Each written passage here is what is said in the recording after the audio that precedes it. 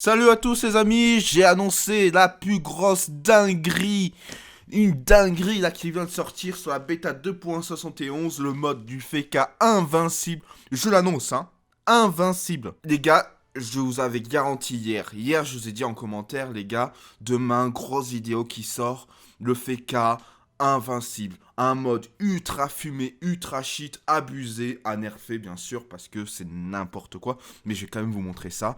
Je suis le premier à avoir trouvé cette... je pense être le premier à avoir trouvé cette stratégie, ce stuff, ce build.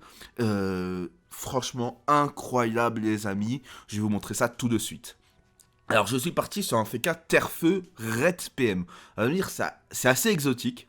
On n'en a jamais vu. Mais avec la nouvelle mise à jour d'Ankama 2.71, je vous annonce que c'est n'importe quoi. Tout d'abord, regardons vite fait les sorts. Au niveau des sorts, j'ai déjà Atony. Atony, c'est un sort en zone qui retire 3 PM. Donc déjà, un premier sort de Red PM, très puissant, 3 PM c'est beaucoup. Ensuite, on a Léthargie. Regardez la portée du sort. Moins 2 PM. Juste ces deux sorts, je retire 5 PM. Là, je sais pas si vous commencez à comprendre le délire.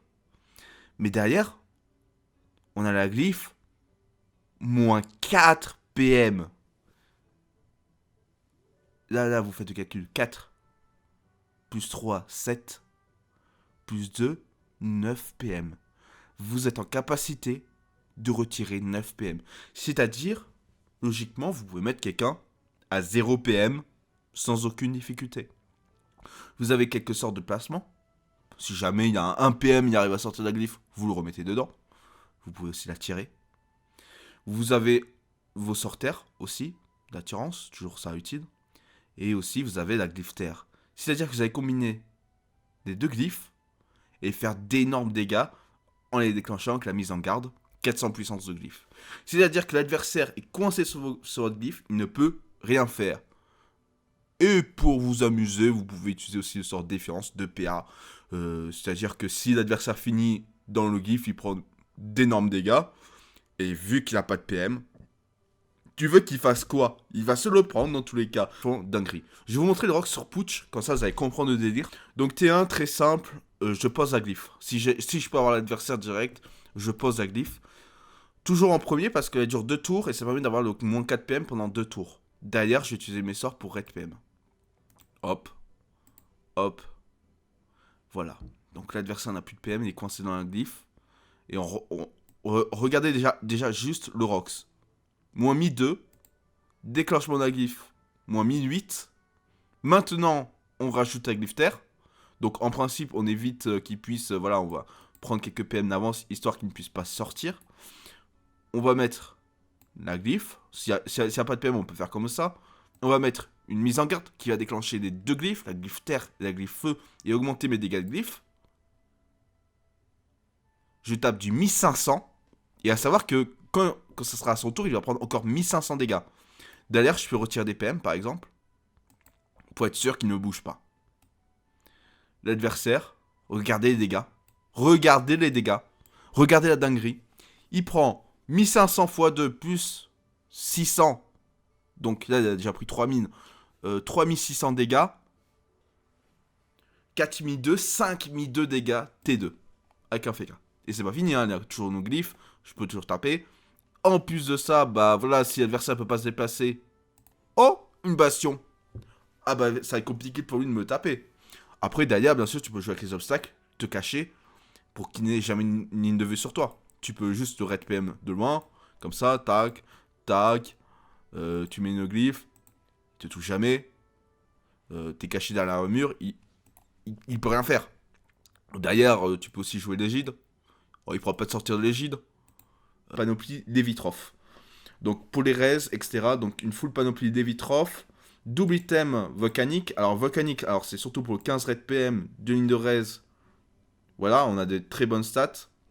La Lévitroph, je vous la montre aussi. Vous avez 3 lignes de res, des stats en multi-éléments, donc super bien. Un PO, un PA. Vous avez le Lark qui donne, qui fait des dégâts terre-feu, qui est incroyable.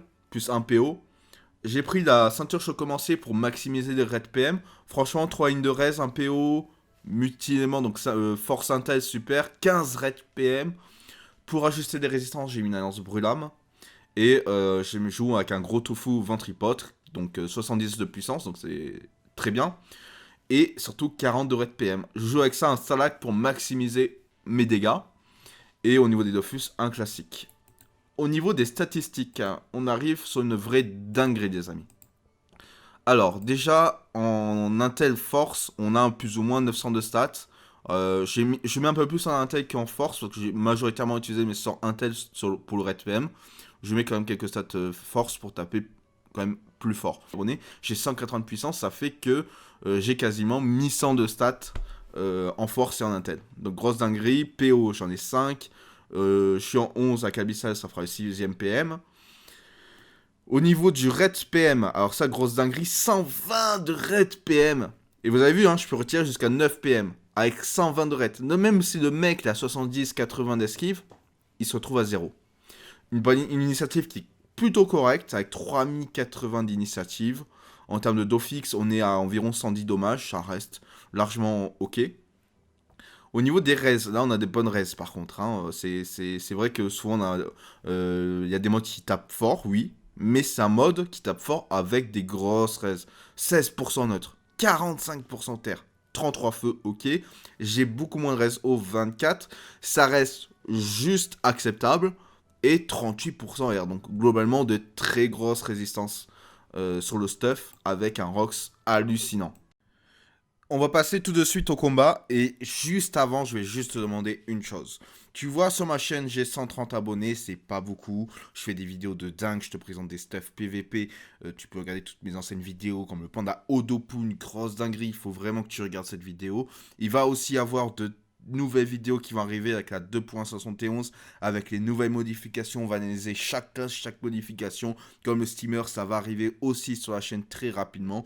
Donc si tu veux être au courant des nouveautés, si tu veux être à fond sur le PVP, abonne-toi à ma chaîne, suis les prochaines vidéos qui vont arriver. Je t'annonce, c'est une dinguerie.